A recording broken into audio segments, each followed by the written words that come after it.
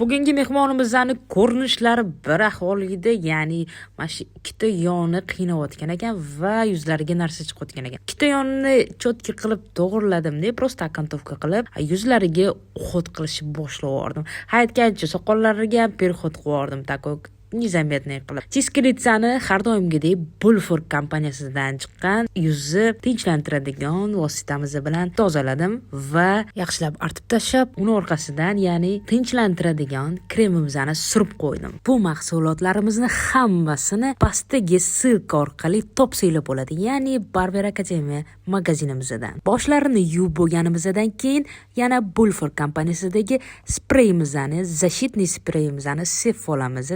Keyin quritishni boshlaymiz, ya'ni ukladkaga o'tamiz. Mani profilimni kuzatishda davom eting. Maslaga bu hamma mahsulotlar haqida ma'lumotlarni berib boraman. Bu mahsulotimizda nafaqat sochga va soqolga, uyda hammomda badanimizga ishlatishga nima kerakli mahsulot bo'lsa, o'sha hamma mahsulotlar bu firmamizda bor, ya'ni erkaklar uchun.